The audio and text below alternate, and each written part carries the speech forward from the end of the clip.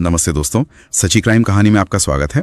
और आज हम जिस क्राइम की बात करने वाले हैं वो कोई आम मर्डर मिस्ट्री नहीं है। बिल्कुल नहीं। ये मानव इतिहास का सबसे बड़ा, सबसे खौफनाक क्राइम सीन है, जहां 6 से 8 करोड़ लोगों ने अपनी जान गंवाई। हाँ, मतलब आज हम द्वितीय विश्व युद्ध की बात कर रहे हैं।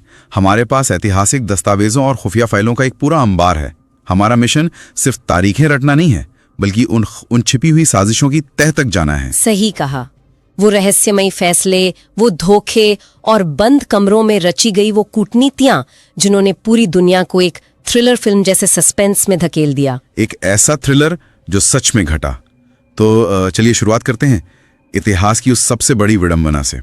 मतलब पहला विश्व युद्ध जब खत्म हुआ तो उसे कहा गया था कि ये सभी युद्धों को समाप्त करने वाला युद्ध है। हाँ, the war to end all wars. हाँ, तो फिर ऐसा क्या हुआ कि उसी शांति की मेज पर बैठे नेताओं ने, क्या कहते हैं, अगले महायुद्ध का पूरा ब्लूप्रिंट तैयार कर दिया? इसका जवाब बहुत ही चौंकाने वाला है।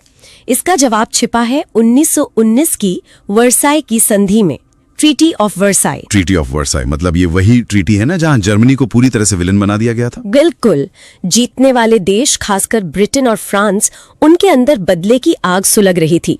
फ्रांस की जमीन पर बहुत तबाही हुई थी, तो उन्होंने इस संधि में एक आर्टिकल 231 डाल दिया। आर्टिकल 231 यानी वॉर गिल्ट क्लॉज। हाँ, इसके तहत जर्मनी की कनपटी पर बंदूक रखकर उनसे ये कबूल करवाया गया कि पहले विश्व युद्ध की पूरी जिम्मेदारी सिर्फ और सिर्फ उनकी है। अरे बाप रे! मतलब प्रथम विश्व युद्ध में तो ऑस्ट्रिया हंगरी भी थे, ऑटोमन साम्राज्य भी था, हारने वाले तो और भी थे। बिल्कुल थे, लेकिन सारा दोष, सारा जुर्माना सिर्फ एक देश के सिर मर दिया गया। ये तो मतलब ही तो ऐसा हो गया कि किसी हारे हुए खिलाड़ी से पूरे स्टेडियम के नुकसान का बिल भरवाया जा रहा हो। ये तो तय था कि वो मौका मिलते ही बदला लेगा। और वो बिल कोई छोटा मोटा नहीं था। जर्मनी पर 33 बिलियन डॉलर का फाइन ठोक दिया गया। 33 बिलियन डॉलर उस जमाने में? हाँ, आज की महंगाई के हिसाब से अगर इसे जोड़े तो ये रकम इतनी बड़ी थी कि आपको हैरानी होगी। जर्मनी ने इसकी आखिरी किश्त साल 2010 में चुकाई है। 2010? क्या बात कर रही है! मतलब अभी कुछ साल पहले तक वो पहले विश्व युद्ध का कर्ज चुका रहे थे। बिल्कुल। अब सोचिए, एक हारा हुआ, पूरी तरह से टूटा हुआ देश, उसके पास इतना पैसा आएगा कहाँ से? पैसे तो होंगे ही नहीं उनके पास। एकदम सही। तो उनकी अर्थव्यवस्था पूरी तरह से चरमरा गई। जब पैसे नहीं बचे तो जर्मन सरकार ने एक बहुत बड़ी बेवकूफी की। उन्होंने बेतहाशा नोट छापने शुरू कर दिए। और अर्थशास्त्र का सीधा रूल है, अगर आप बिना किसी आधार के बस ऐसे ही नोट छापेंगे तो उसकी वैल्यू तो जीरो हो जाएगी। एकदम जीरो हो गई। इसे हाइपर इन्फ्लेशन या अति मुद्रास्फीति कहते हैं। हालात ये हो गए 1923 आते आते कि जर्मनी में ब्रेड के एक पैकेट की कीमत 200 बिलियन जर्मन मार्क तक पहुंच गए। 200 बिलियन मार्क सिर्फ एक ब्रेड के लिए? हाँ, मतलब लोग नोटों की गड्डियां या यूं कहें कि नोटों के बोरे ठेलों पर भर कर ले जाते थे और बदले में सिर्फ 1 पाव ब्रेड लाते थे। लोग सर्दियों में आग तापने के लिए लकड़ी की जगह नोट जला रहे थे, क्योंकि वो लकड़ी से सस्ते थे। खौफनाक है ये। मतलब उस आम जर्मन नागरिक के दिमाग में क्या चल रहा होगा, जिसकी जिंदगी भर की कमाई रातों रात रद्दी बन गई। और जो थोड़ी बहुत कसर बची थी वो 1929 की वैश्विक महामंदी यानी ग्रेट डिप्रेशन ने पूरी कर दी। लाखों लोग बेरोजगार हो गए। और यहीं से कहानी में के डार्क मोड आता है ना। हाँ। जब जनता इतनी भूखी और निराश होती है तो उन्हें बस एक मसीहा चाहिए होता है। सही कहा। उन्हें कोई ऐसा चाहिए था जो उन्हें उस दलदल से निकाले। और इसी निराशा, इसी गुस्से की आग से उदय हुआ एडोल्फ हिटलर और उसकी नाजी पार्टी का। और इटली में मुसोलिनी का। लेकिन हिटलर ने एक बहुत ही, क्या कहते हैं, एक खतरनाक चाल चली। उसने जूडियो बोल्शेविज्म की कॉन्स्पिरेसी थ्योरी फैलाई। हाँ, ये उसकी प्रोपेगेंडा मशीन का सबसे घातक हथियार था। पर यह समझ नहीं आता कि यहूदी, जो उस समय पूंजीपति माने जाते थे, और वामपंथी यानी कम्युनिस्ट, ये दोनों तो एकदम अलग विचारधाराएं हैं। हिटलर ने इन दोनों को एक ही साजिश में कैसे फिट कर दिया? यही तो हिटलर की सबसे बड़ी चाल थी। उसने जनता के दिमाग से खेला। उसने कहा, हम पहला विश्व युद्ध मैदान में नहीं हारे, बल्कि हमारी पीठ में छुरा घोंपा गया है। अच्छा, मतलब अंदर के लोगों ने गद्दारी की? बिल्कुल। उसने एक झूठी कहानी रची कि कम्युनिस्ट क्रांति के पीछे असल में यहूदियों का दिमाग है और ये दोनों मिलकर जर्मनी को अंदर से खोखला कर रहे हैं। तो भूखी और डरी हुई जनता को एक दुश्मन मिल गया। सिर्फ दुश्मन नहीं, उसने उन्हें एक सपना भी बेचा, लेबन्सराउम का सपना। लेबन्सराउम? इसका मतलब तो लिविंग स्पेस होता है ना, मतलब रहने की जगह। सबसे श्रेष्ठ है, पर हमारे पास खेती के लिए जमीन नहीं है, तो हमें पूर्वी यूरोप और रूस की तरफ बढ़ना होगा। पर वहां तो पहले से लोग रह रहे थे, उनका क्या? वही तो हिटलर का प्लान था कि वहां के स्लैविक लोगों और यहूदियों को वहां से उखाड़ फेंकना है, गुलाम बनाना है या फिर सीधा मार देना है। बाप रे, मतलब ये सिर्फ बॉर्डर बढ़ाने की बात नहीं थी, ये तो सीधे सीधे एक नस्लकुशी का, एक जीनोसाइड का ब्लूप्रिंट था। बिल्कुल खुला ब्लूप्रिंट था। तो यहाँ पर एक बहुत बड़ा सस्पेंस खड़ा होता है। जब जर्मनी खुलेआम ये सब कर रहा था, वर्साई की संधि तोड़ रहा था, अपनी सेना बढ़ा रहा था, तो बाकी की महाशक्तियां क्या कर रही थी? सो रही थी क्या? सो नहीं रही थी, डर रही थी। फ्रांस तो बुरी तरह डरा हुआ था। उन्होंने पहले विश्व युद्ध में अपनी पूरी एक जवान पीढ़ी खो दी थी, तो उन्होंने अपनी सीमा पर माजिनॉट लाइन नाम की एक भारी भरकम कंक्रीट की दीवार बना ली। दीवार? उन्हें लगा दीवार से वॉर रुक जाएगी। उन्हें लगा कि अगला युद्ध भी खाइयों में लड़ा जाएगा, और दूसरी तरफ ब्रिटेन और फ्रांस ने मिलकर एक ऐसी नीति अपनाई जिसने दुनिया को आग में झोंक दिया, तुष्टीकरण की नीति। अपीजमेंट मतलब ये तो वही बात हो गई कि आप एक भूखे शेर के सामने मीट के छोटे छोटे टुकड़े फेंक रहे हैं, ये सोचकर कि वो शांत हो जाएगा। बिल्कुल सही। पर असल में तो आप उस शेर को खून का स्वाद चखा रहे हैं, वो और ताकतवर हो रहा है। एकदम सटीक एनालॉजी है ये। ब्रिटेन के प्रधानमंत्री नेविल चैम्बरलेन को लगता था कि अगर हिटलर को थोड़ा बहुत इलाका दे दिया जाए तो वो मान जाएगा। और एक और बात थी, पश्चिमी देश सोवियत संघ के कम्युनिज्म से भी बहुत खौफ खाते थे। अच्छा, तो उन्हें लगा कि एक मजबूत जर्मनी रूस को रोक कर रखेगा। हाँ, उन्हें लगा हिटलर एक अच्छी ढाल बन सकता है, और इसी सोच का नतीजा था 1938 का म्यूनिक समझौता। ओहो, वो समझौता जहां चेकोस्लोवाकिया का हिस्सा सुडेटेनलैंड हिटलर को तश्तरी में सजा कर दे दिया गया। हाँ, और सबसे बड़ी हैरानी की बात क्या थी पता है? इस मीटिंग में चेकोस्लोवाकिया को बुलाया तक नहीं गया था। मतलब मेरे घर का बंटवारा हो रहा है और मुझे ही नहीं बुलाया, ये तो हद है। यही वो पल था जब हिटलर को समझ आ गया कि ये देश युद्ध से इतना डरते हैं कि ये मुझे रोकने के लिए कुछ नहीं करेंगे। लीग ऑफ नेशंस भी पूरी तरह फेल हो चुका था। वो तो बस नाम की संस्था रह गई थी।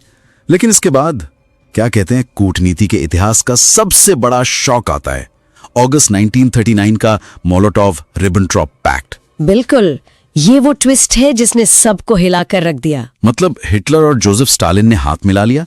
फासीवाद और कम्युनिज्म तो एक दूसरे के जानी दुश्मन थे ना, कट्टर दुश्मन थे, लेकिन दोनों को एक चीज चाहिए थी, वक्त। वक्त? किस लिए? स्टालिन ने देखा कि ब्रिटेन और फ्रांस हिटलर को खुश कर रहे हैं।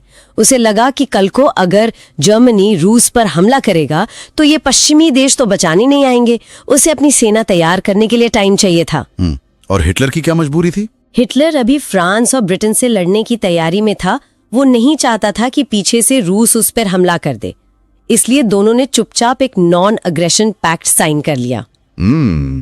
और इसी पैक्ट में एक सीक्रेट डील भी थी, है ना, पोलैंड को आपस में बांटने की। हाँ, और उसी डील ने चिंगारी लगा दी।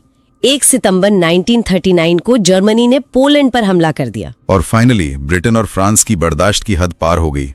उन्हें समझ आ गया कि शेर मीट के टुकड़ों से नहीं मानेगा। बिल्कुल, और इसी के साथ शुरू हुआ द्वितीय विश्व युद्ध। अब यहाँ से कहानी की रफ्तार अचानक बढ़ जाती है। कुछ महीनों की अजीब सी शांति रही, जिसे फोनी वॉर कहते हैं, पर उसके बाद जो जर्मनी ने कोहराम मचाया, मतलब वो तो अनबिलीवेबल था। हाँ, शुरुआती महीनों में तो जर्मनी बिल्कुल अजेय लग रहा था। ये तो ऐसा था जैसे चेस गेम चल रहा हो और एक खिलाड़ी को 3-3 चालें एक साथ चलने की परमिशन मिल गई हो। दुश्मन को संभलने का मौका ही नहीं मिला। पर फ्रांस की उस भारी भरकम मैजिनॉट लाइन का क्या हुआ? जर्मनी ने उस पर हमला ही नहीं किया। क्या? हमला ही नहीं किया? नहीं, उन्होंने उस दीवार को दरकिनार कर दिया। जर्मन सेना अपने टैंकों को लेकर बेल्जियम के आर्डेनेस के जंगलों से घुस आई। पर फ्रांस तो मानता था ना कि उन घने जंगलों से टैंक आ ही नहीं सकते। यही उनकी सबसे बड़ी गलती थी। जर्मनी की इस नई रणनीति को नाम दिया गया ब्लिट्जक्रीग, यानी लाइटनिंग वॉर, बिजली की तरह तेज हमला। ये ब्लिट्जक्रीग एग्जैक्टली काम कैसे करता था? ये क्या कहते हैं, एक साइकोलॉजिकल शॉक और स्पीड का कॉम्बिनेशन था।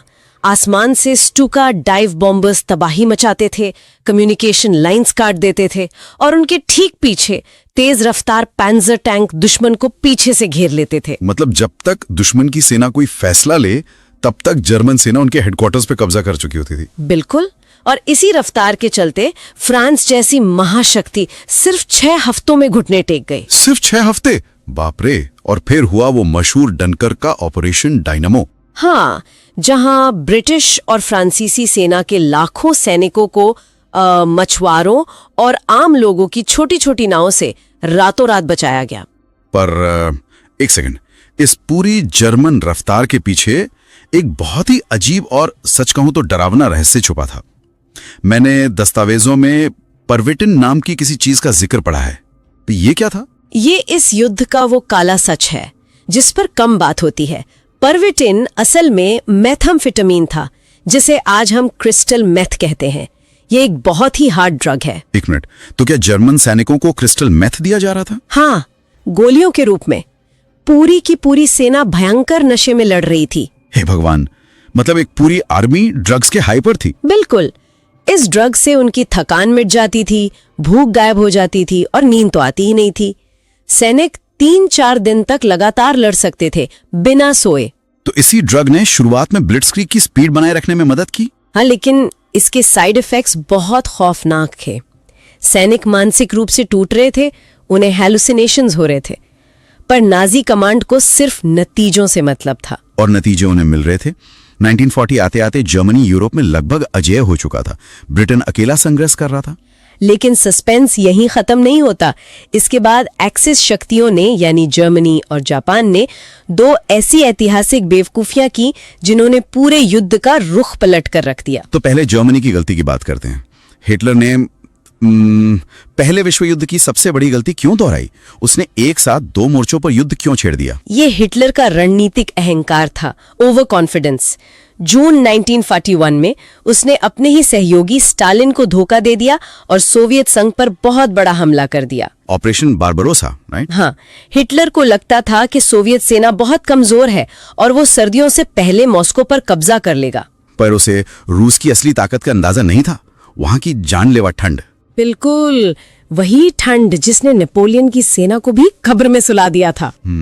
जर्मन सेना सर्दियों के लिए तैयार ही नहीं थी।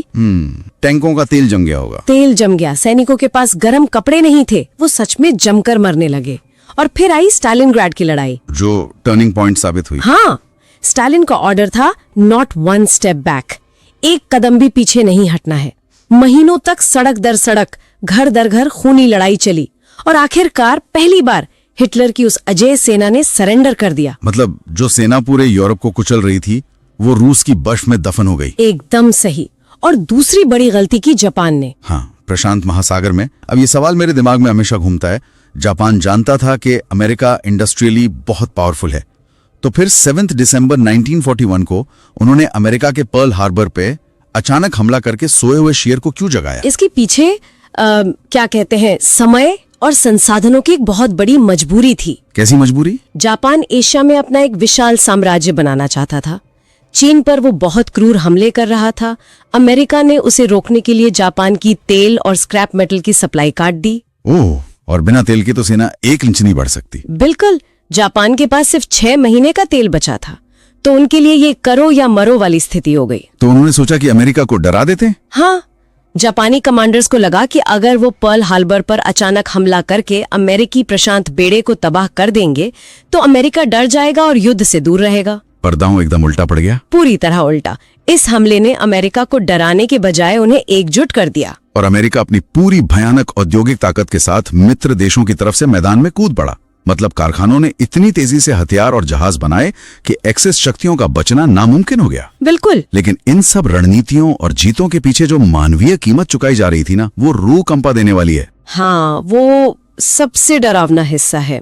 और जब मानवीय कीमत की बात आती है तो होलोकॉस्ट से बड़ा कोई अपराध नहीं है इतिहास में। असली श्रेष्ठता का पागलपन। हाँ, हिटलर ने यहूदियों, जिप्सियों और अपने विरोधियों को मिटाने का एक पूरा सिस्टम बना लिया था। Final solution.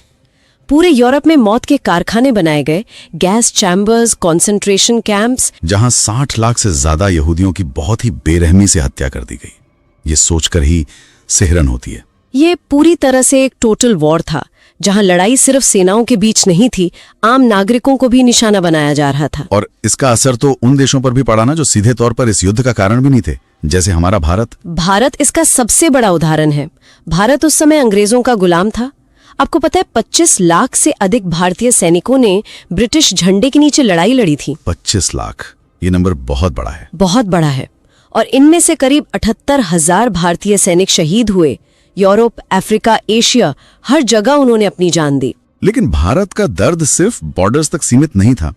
1943 का जो बंगाल का अकाल था, वो इस महायुद्ध का ही तो एक साइड इफेक्ट था। साइड इफेक्ट और एक क्रूर नीति का नतीजा।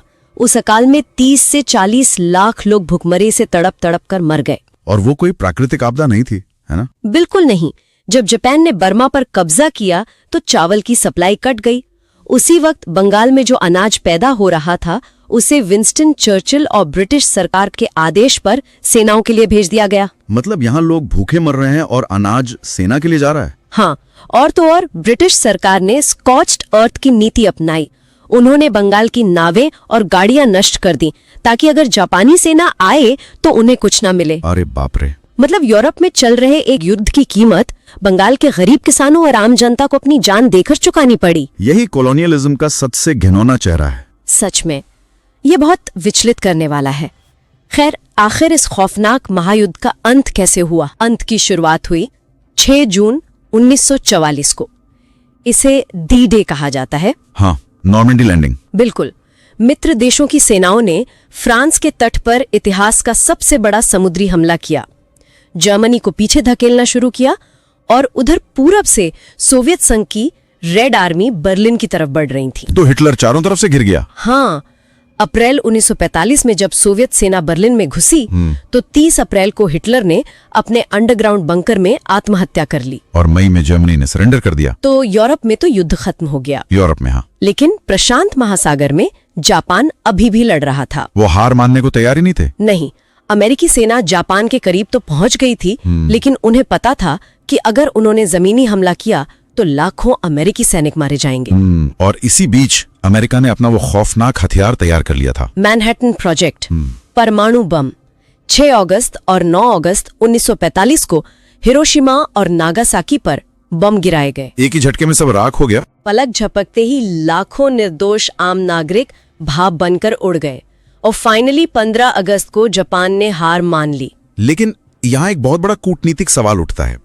क्या अमेरिका ने वो बम सच में सिर्फ युद्ध खत्म करने के लिए गिराए थे, या फिर वो सोवियत संघ को डराना चाहते थे? हाँ, क्या वो रूस को अपनी ताकत का ट्रेलर दिखा रहे थे? इतिहासकार मानते हैं कि दोनों ही बातें सच थीं।